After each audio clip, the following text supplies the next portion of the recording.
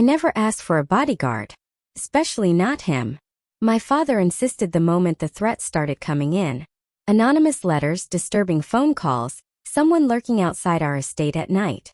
Dad's business rivals were getting bold, and I was his only daughter. His weakness, as he put it. So he hired Alexander Frost without asking me. Without even letting me meet him first.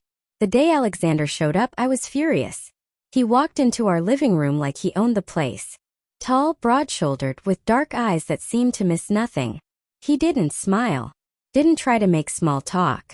Just nodded at my father, glanced at me once and said, "I'll start immediately." That was it. No introduction. No attempt to ease my discomfort. Just cold professionalism. I hated him instantly. "I don't need a babysitter," I told my father after Alexander left the room. "You need protection," Dad replied, his voice firm. "Alexander's the best. Former military, top security clearance. He's saved lives before. Great. So he's qualified to ruin mine." But my father wasn't listening anymore. The decision was made. And so began the most suffocating weeks of my life. Alexander was everywhere. When I left for work, he was there, silent and watchful in the driver's seat. When I met friends for coffee, he sat 2 tables away, pretending not to listen. When I tried to go for a late-night walk to clear my head, he appeared out of nowhere, blocking the door. "It's not safe," he said, his voice flat. "I'm fine," I snapped. "You're not." That was the problem with Alexander. He never argued, never raised his voice. He just stated facts like the world operated on his terms and mine didn't matter. It made me feel invisible. Like I wasn't a person, just an assignment. I started testing him. Small rebellions at first. Taking detours he hadn't approved. Ignoring his advice. Staying out later than planned. He never yelled, never complained. He just followed, silent and unyielding, like a shadow I couldn't shake. One night I confronted him. "Why don't you ever talk to me?" I demanded as we drove home in tense silence. He glanced at me briefly, then back at the road. "I'm here to protect you, not entertain you." "Right. Because God forbid you treat me like a human being." His jaw tightened, but he said nothing. That silence felt louder than any argument. I turned away, staring out the window, hating him even more. But something shifted after that night. I started noticing things. Small things. The way he always positioned himself between me and strangers. How he checked my coffee before I drank it. The way his shoulders tensed whenever someone got too close. He wasn't just doing a job. He was constantly calculating, constantly vigilant, as if my safety was the only thing that mattered in his world.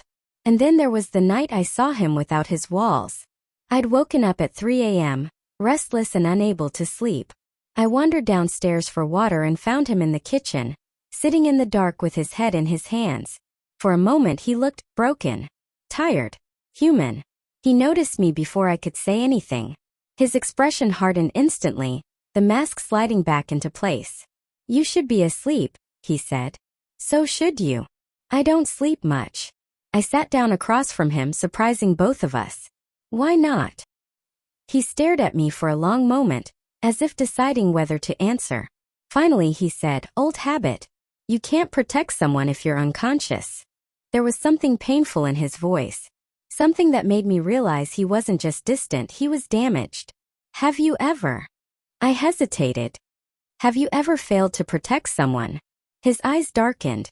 "Once." He didn't elaborate and I didn't push. But at that moment I understood. Alexander wasn't cold because he didn't care. He was cold because he cared too much. Because letting people in meant risking the kind of pain that never really healed. After that night I stopped hating him. I started watching him instead. The way he opened doors before I reached them. How he memorized my schedule without being told. The small, almost invisible things he did to make my life easier. Adjusting the car temperature to how I liked it. Keeping my favorite tea stocked. Stepping aside when he sensed I needed space. He never asked for gratitude. Never expected it. He just existed in this quiet, selfless way that made me feel safe. And then, slowly, something else started growing. Something I hadn't expected. I found myself looking forward to our morning drives. To the rare moments when he'd make a dry, sarcastic comment that almost resembled humor. to the way his presence made the world feel less chaotic. I was falling for him, and it terrified me, because Alexander Frost was a fortress, and I had no idea how to break through his walls. Then came the night everything changed.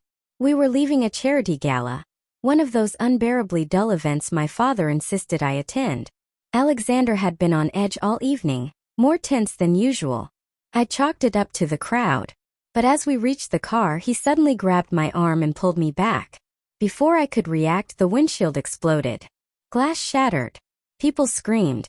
And Alexander was shielding my body with his as bullets tore through the night. Everything happened so fast. Alexander dragged me behind a concrete pillar. I could hear his heartbeat, feel the tension in his muscles as he scanned the area. Blood was running down his arm, but he didn't seem to notice. "Are you hurt?" he demanded, his hands checking me for injuries. I shook my head, too shocked to speak.